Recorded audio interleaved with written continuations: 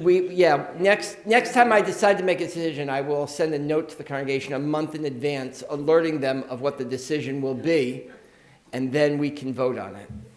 All right, anyways, I have often said there are basically two things that people fear when they're about to die. Only two things, both of which we can alleviate on our own. The two things that people fear most when they're going to die is not dying. They're afraid of being alone, and they're afraid of being in pain. And because of modern science, no one has to be in pain when they pass. And because of our unique ability to surround those people we love, no one has to be alone. But from this morning's Parashat, I learned actually a third lesson.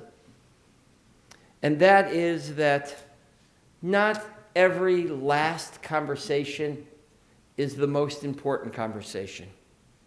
We often talk about the last thing you said to somebody before they passed, or the last thing they said to you before they passed. And somehow those carry much bigger weight than things they've taught you over the course of their life, or things that you have learned from them over the course of their lives. And so this morning's Parsha adds that little piece, but an incredibly important one, because so many of us walk through life disturbed by the last words that someone said. Maybe it was an argument that you had with somebody, and that was the last time you spoke with them. So, the third comment that I add is from this morning's Parsha, and that is, you don't have to place too much stock in a person's final words. And there you have it. That's my whole sermon for the day. And as Hillel would say, the rest is commentary. By way of further introduction, I spend a fair share of my time, as do many rabbis, visiting people who are in the hospital. I even remember as a child my father saying to me when he would pick me up from school, we have to just stop at St. Vincent's Hospital for just a few minutes. I have to run in and see somebody. Or he'd say Bridgeport Hospital. But whatever it was, he would leave me sitting in the lobby while he would run upstairs and have a conversation. And for sometimes it was fast. He was up and down in a matter of minutes, and then sometimes it took a little longer. But I always found something to do in the lobby. And I remember when my father passed away, the number of people who came to the Shiva house to tell us stories about how he was standing there the moment they got out of surgery, how he was there at that moment. And then I got to thinking that I too have access to parts of the hospital that maybe I shouldn't have access to. In fact, the other day I went to see a congregant, and I got to his room and they told me he was having an echocardiogram, so I went there. And I got to keep him company while he was having his echocardiogram. Now that shouldn't be. Now, because I have a special tag, I can go anywhere I want in the hospital, and I get free parking. But I shouldn't be allowed to visit with a person while they're having an echocardiogram. But truthfully, it does pass the time. So it's nice that I'm able to do that. But I'm just wondering why they haven't required me to scrub in on any surgeries yet. I do, however, have one rule when visiting people, and that is I always ask first, is it okay for me to come?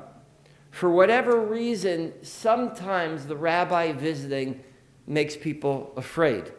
So it's a funny story. I was once, as an assistant rabbi, I used to go to funerals with the senior rabbi all the time to learn, to see how you do a funeral. And I would carefully listen to everything that he said.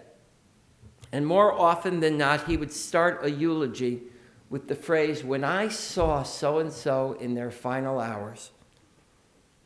And it was there that I learned why people are frightened when rabbis come to visit. So either way, an important lesson to learn is that you should call first. then when permission is given, we have to go. We must go, no matter how uncomfortable it might be, and all the more so if they're suffering from terminal illness. All the more so it's important to go when they ask for us. So that's where we start, and that's also where we conclude today. Jacob was ill and beginning to take leave of this world.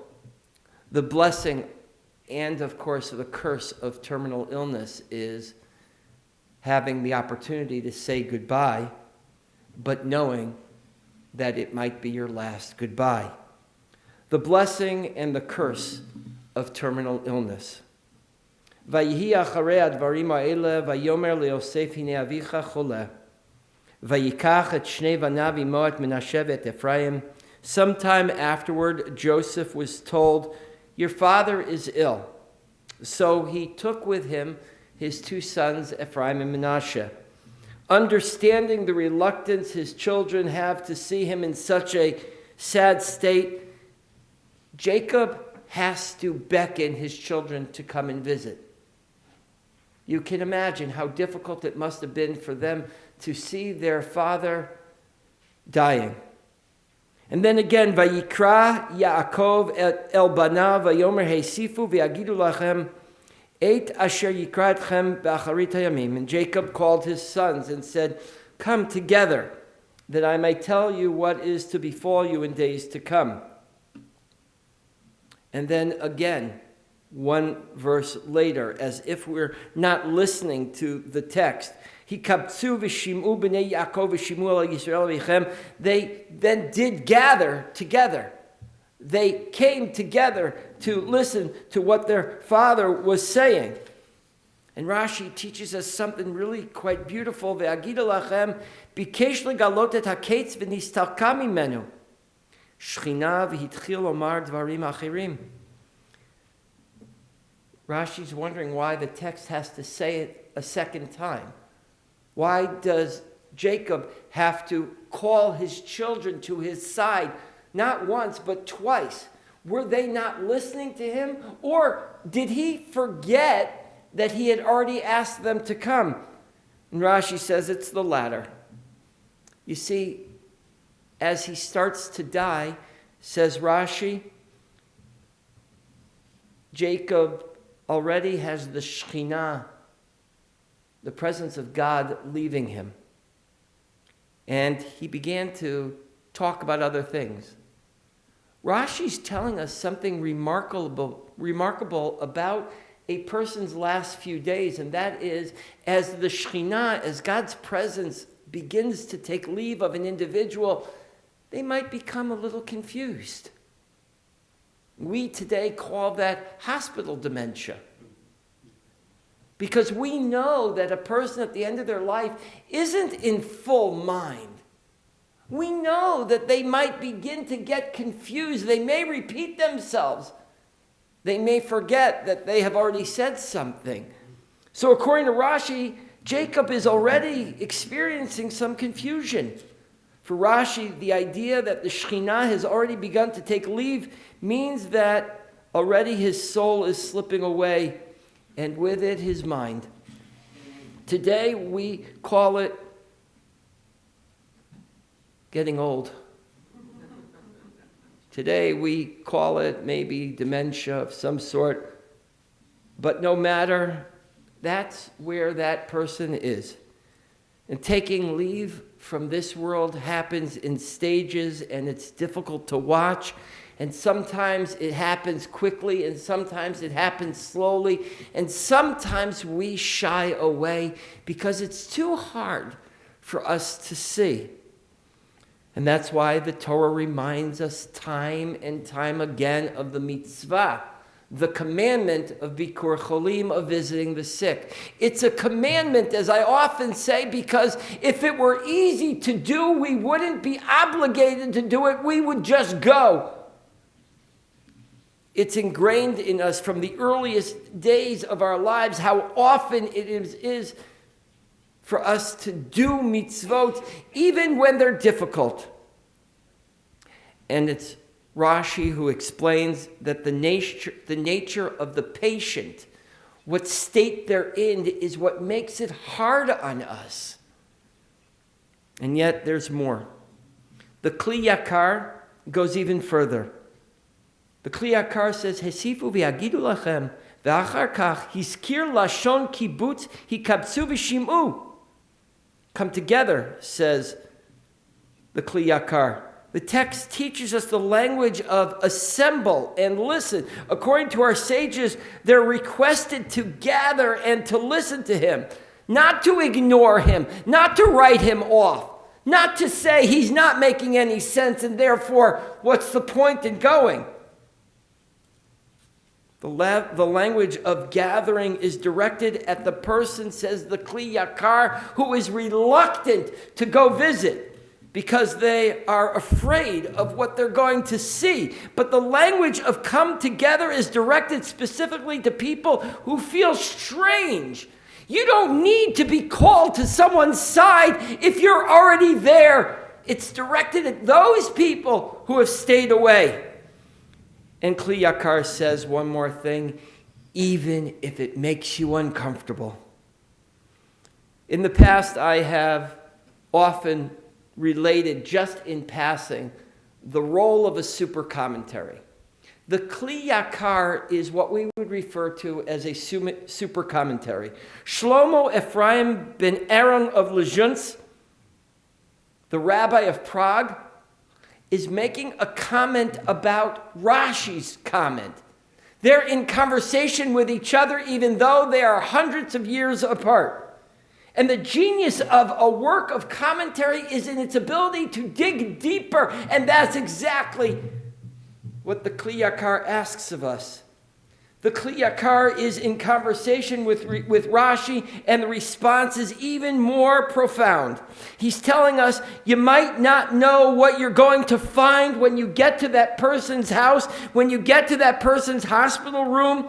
You might find someone who doesn't look like or even act like the person you always knew.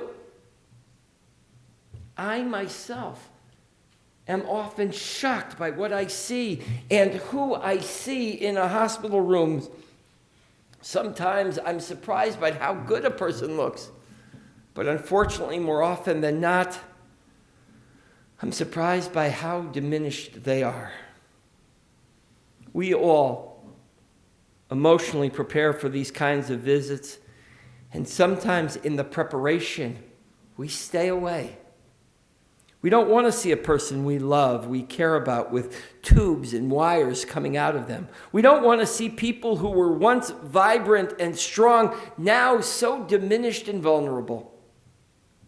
And that's normal. But you have to get over your aversion.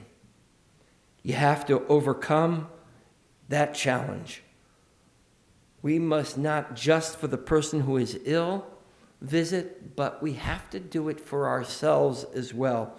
We need it for ourselves because we place so much emphasis on the last conversation that we had with someone.